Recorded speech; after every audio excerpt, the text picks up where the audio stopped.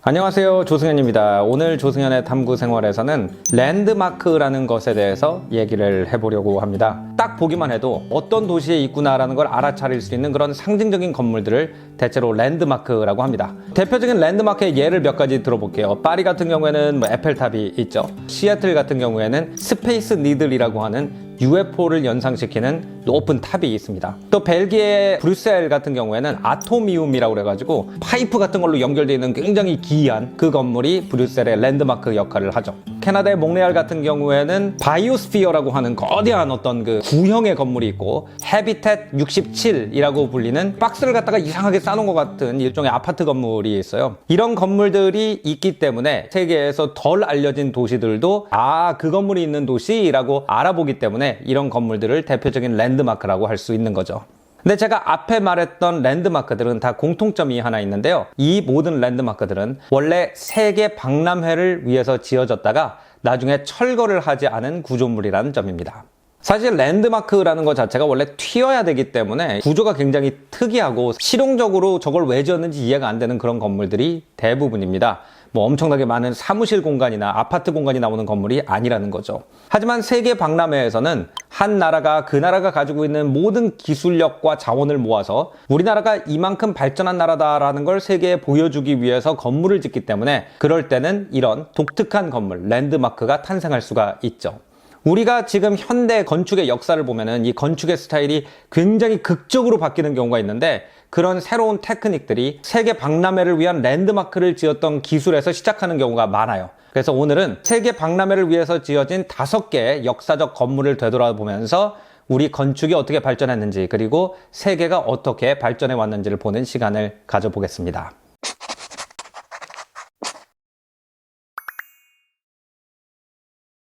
1850년대 영국은 그야말로 전 세계에 떠오르는 태양이라고 해도 과언이 아닐 겁니다. 한때는 유럽 변방에 있는 이탈리아나 프랑스에 비해서도 기술의 수준이 떨어지는 나라였던 영국이 산업혁명을 먼저 일으키게 되고, 그 다음에 산업혁명의 힘을 이용해가지고 전 세계로 그 위용을 뻗어나가기 시작하죠. 동쪽으로는 싱가포르, 남쪽으로는 호주, 서쪽으로는 캐나다까지 영국의 세력이 미치지 않는 곳이 없을 정도로 영국이 엄청난 강대국이 되면서 우리가 얼마나 이제 잘 사는 나라가 됐는지, 기술적으로 발전하고 상업적으로 풍요로운 나라가 됐는지를 갖다가 한 방에 보여주는 행사를 기획하기 시작합니다. 그래서 그 알베르트 공흥을 중심으로 한 왕립예술제조무역진흥회라는 단체에서 월드 엑지비전, 전 세계에 있는 모든 원자재와 기술과 기계와 이런 것들을 다 한자리에 모아가지고 산업혁명을 통해서 일으킨 어떤 기술로 우리의 편의를 위한 상품들이 만들어지나, 이걸 한눈에 볼 수 있는 그런 전시회를 기획하게 되는 거죠. 그때 이런 것에 대한 관심이 워낙 영국에서 많았기 때문에 영국 사람 600만 명이 이 전시회를 보러 왔다고 합니다. 600만 명은 당시 영국 전체 인구의 3분의 1이었다고 해요. 물론 이제 이것은 국익을 위해서 한 사업이지만 워낙 많은 사람들이 입장권을 샀기 때문에 수익도 많이 남았다고 합니다. 그래서 그 남은 돈으로 지금 영국의 자랑인 빅토리아 알버트 박물관이라든지 자연사 박물관, 과학 박물관을 지어서 일반적인 사람들이 그냥 박물관에 가서 첨단 기술의 면모를 갖다가 볼 수 있는 그런 나라로 영국이 탈바꿈하게 되는 거죠. RSA 사람들이 큰 고민에 빠지게 됩니다. 그 당시만 해도 이렇게 거대한 규모의 건물을 아무도 지어본 적이 없어요. 그런 건물은 대체로 이제 궁전밖에 없었는데, 그 궁전들은 돌로 정말 몇백 년에 걸쳐서 지은 그런 건물들이죠. 하지만 이제 RSA가 부지를 찾고 건설을 시작했을 때는 9개월밖에 안 남은 상황이었다고 합니다. 그때 마침 이제 영국 귀족들이 굉장히 독특한 취미를 가지고 있었는데, 영국의 무역의 확장으로 여러 나라에서 다양한 나무의 종류가 들어오기 시작하면서 영국 귀족들이 집에 거대한 그린하우스, 이 온실을 만들어서 그 안에서 오렌지 나무라든지 이런 걸 키우는 게 유행하고 있었대요. 그 중에서 이제 굉장히 이런 취미에 관심을 많이 가진 RSA 멤버가 있었는데 바로 데번셔 백작이라는 사람이었습니다. 근데 데번셔 백작이 같이 일을 하고 있던 그 온실을 갖다가 잘 만드는 걸로 유명한 조셉 팍스턴이라는 사람이 있었는데, 데번셔 백작이 알베르트 공한테 이 온실을 만드는 기술로 전시장을 만들어 보면 어떻겠냐라는 건의를 하게 되고요. RSA도 이제 다른 아이디어가 급했기 때문에 이 조셉 팍스턴이라는 전시장은 한 번도 지어보지 않은 사람을 이런 일에 고용을 하게 되는 거죠. 그래서 사람들이 유리와 이렇게 철로만 그 건물을 만들면 바람 불면 날아가지 않느냐, 이런 고민도 많이 했지만 결국 팩스턴의 여러 가지 그 창의적인 솔루션으로 첫 번째 유리와 철 구조물만 가지고 거대한 공간을 만드는 이런 크리스탈 팰리스라는 건물이 완성되게 되고, 그것은 그 후로 굉장히 오랜 기간 동안 영국이 얼마나 전 세계의 기술을 선도했는지에 대한 상징으로 남게 됩니다.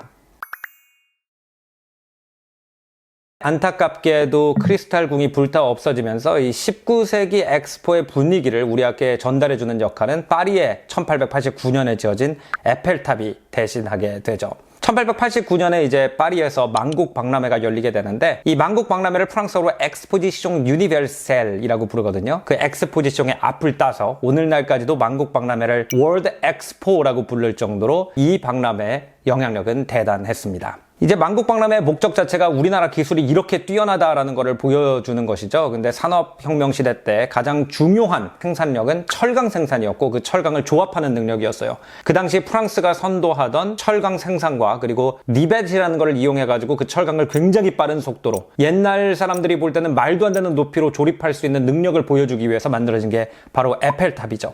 물론 이 파리 엑스포도 런던에서 했던 만국 박람회의 전통을 이어서 이 에펠탑을 중심으로 해서 기계들의 갤러리라고 하는 거대한 갤러리에 에디슨이 발명한 여러 가지 기계를 비롯해서 그 당시 최첨단 기술을 다 전시하고 있었고, 파리인 만큼 조금 프랑스적인 터치도 있었다고 합니다. 예술과 인문의 궁전, 굉장히 프랑스적이죠. 이런 거대한 전시도 하고 있었고, 또 프랑스는 자기네 나라가 전 세계의 인류학과 고고학을 선도한다는 자부심을 가지고 있었어요. 그래서 이 전시회는 루드케, 카이로로라고 해가지고 카이로의 중세 모습을 그대로 재현해 놓은 거리도 있었고, 이게 당시에 가장 인기 있던 전시였다고 합니다. 거기에는 꼭 카이로만 해놓은 게 아니라 그 인도네시아의 자바, 또 중앙 아프리카의 마을들을 갖다가 그대로 복원해 놓은 전시를 해놨다고 합니다. 사실 이제 이 만국 박람회는 프랑스의 이미지를 쇄신시키는데 굉장히 큰 역할을 했습니다. 18세기 말부터 19세기 중반까지 프랑스 하면 많은 다른 유럽 열강들의 시민들은 정치적으로 굉장히 불안정한 나라다라는 이미지가 강했어요.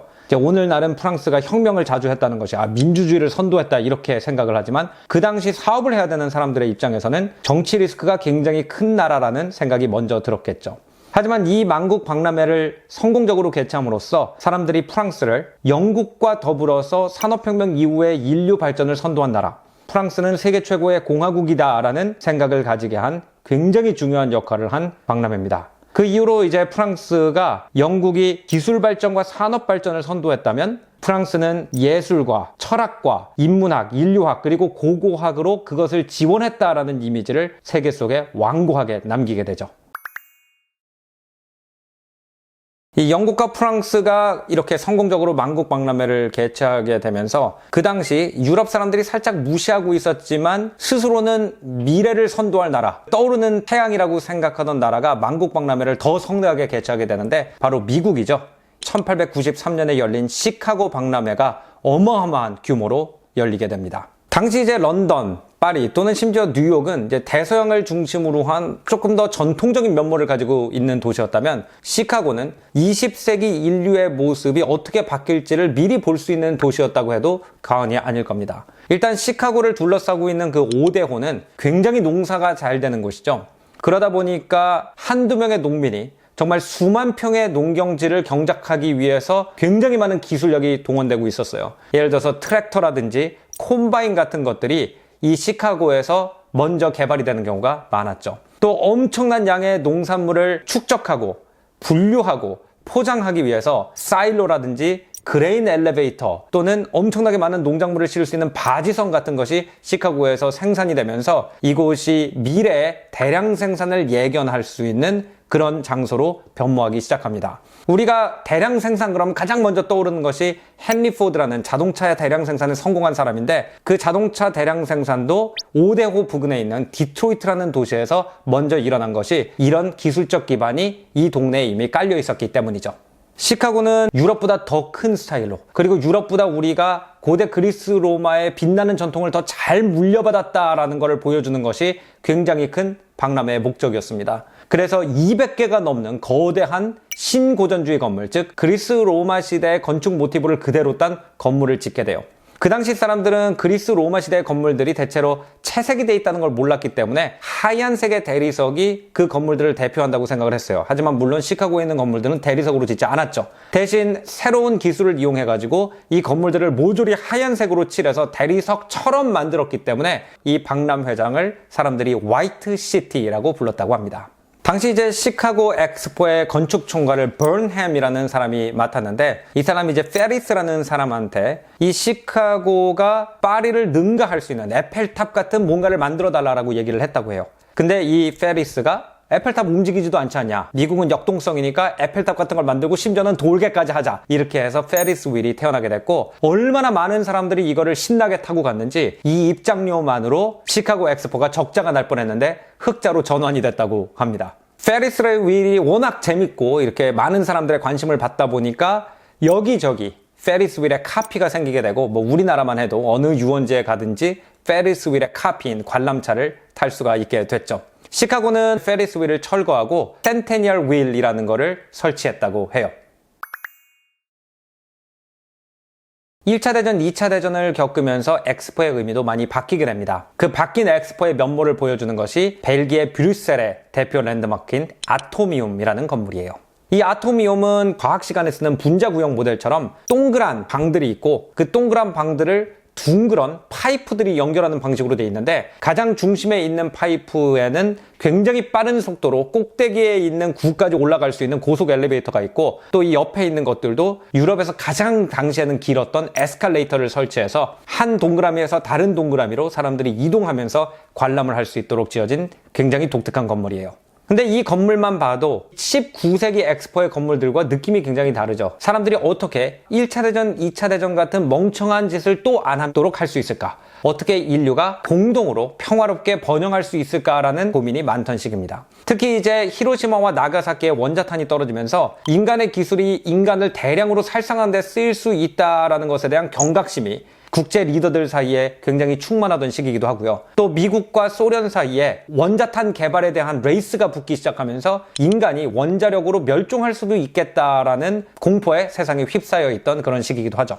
그때 이제 벨기에는 중립국으로서 세상이 엑스포 같은 광장에 같이 모여서 대화를 하고 기술을 공유하고 솔루션에 대해서 열린 마음으로 사고를 한다면, 이 원자력이라는 것이 인류를 파괴하는 것뿐만 아니라 인류를 번영하게 하는 데 사용될 수 있다라는 그런 공론의 장으로서 엑스포를 개최하게 됩니다. 그렇기 때문에 이 아토미움이 그 엑스포의 상징이었던 거죠.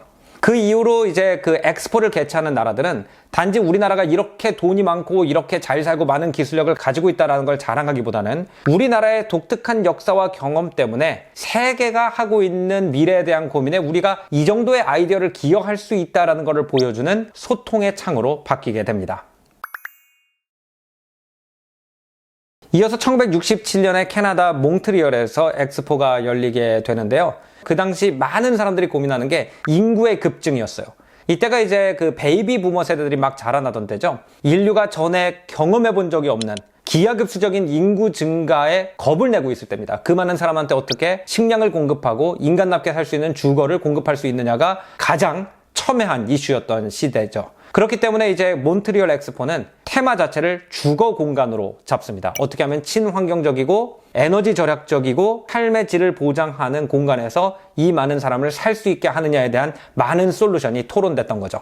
그때 이제 몬트리올, 더 나가서 퀘벡 지역을 대표하는 두 개의 랜드마크가 지어지게 되는데, 하나는 바이오스피어라고 하는 거대한 돔입니다. 이 돔은 해가 그 머리 위를 지나갈 때 그림자의 패턴을 바꾸면서 그 안에 있는 공간은 상당히 일정한 온도를 유지할 수 있게 해주는 아이디어가 있는 구조물이었다고 합니다. 또 하나는 하비tat 속성 세트, 67년의 새로운 하비tat, 말하자면은 거주지다라고 하는 이 박스를 갖다가 이상한 모양으로 막 어린애가 쌓아놓은 것처럼 생긴 이런 아파트 건물이에요. 어떻게 하면은 싸게 아파트라는 공간을 대량 생산하면서도 이 성냥감 모양의 아파트가 가지고 있는 이 삭막함이라든지 아니면은 사람들이 밖에 공기를 쐬지 않는 라이프 스타일의 부정적인 변화를 막을 수 있을까라는 고안에서 박스를 미리 다 대량 생산한 다음에 박스 모양의 아파트를 좀 격자로 쌓으면 중간중간에 공간이 남잖아요. 그거를 녹지로 사용할 수 있겠다라는 그런 아이디어에서 만들어진 건물이라고 해요.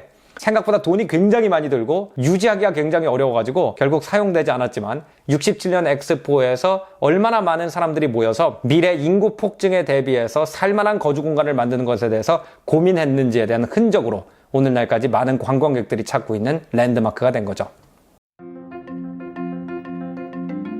이 세계 박람회를 개최하기 위해서는 우리나라가 세계 발전에 이만큼 기여할 게 있다, 또는 세계 기술 발전에 이만큼 보여줄 것이 있다라고 해서 엑스포에 대한 계획을 제출하게 되면은 BI 멤버국들이 투표를 통해서 그 나라가 개최할 자격이 있는지 없는지 결정하게 된다고 합니다. 우리나라가 가지고 있는 여러 지식 자산이 세계 발전에 뭔가 기여할 만한 것이 있다라고 인정이 돼야 되기 때문에 선진국 신고식이다라고 부르기도 해요.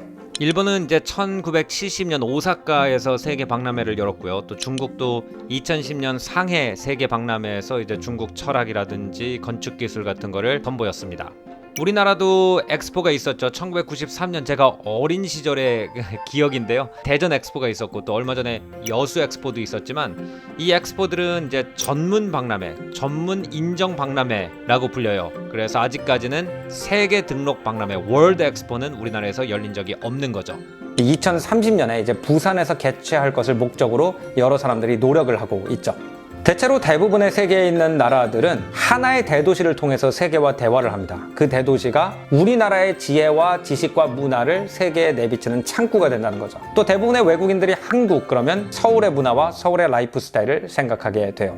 하지만 이 엑스포라는 것을 통해서 이미 알려진 대도시가 아니라 그것보다 조금 작은 도시의 비전과 목소리가 세상에 알려졌을 때 그 엑스포가 인류에 가장 큰 기여를 하게 된 역사가 많죠. 브뤼셀 엑스포라든지 몬레알 엑스포, 또는 이제 미국에서 열린 시애틀이나 시카고 엑스포 같은 경우가 되겠죠. 그렇기 때문에 이제 엑스포가 부산에서 개최될 경우에 서울을 통해서 대표됐던 한국인들의 경험과 목소리가 또 다른 경험을 가지고 있는 부산이라는 도시를 통해 가지고 세계에 비춰질 때 또 전혀 다른 지혜, 전혀 다른 노하우를 세상에 전달할 수 있을 것 같아요. 자기 동네 밖의 일을 잘 모르던 사람이 한번 엑스포에 갔다 오게 되면은 자기도 큰 그림을 그리기 시작하면서 미래를 개척하는 발명가나 기업가가 되는 경우도 굉장히 많아요. 그래서 2030년에 부산에서 개최를 목적으로 많은 분들이 노력을 하고 있는데 거기에 대한 자세한 내용은 밑에 링크에 들어가서 확인해 보시면 될 것 같습니다. 오늘 조승현의 탐구 생활은 여기서 마무리하겠습니다. 다음번에는 더 재밌는 문화 역사 이야기로 여러분 찾아뵐 테니까요. 구독, 좋아요 많이 눌러주시고요. 다음 시간에 뵙겠습니다. 안녕히 계십시오.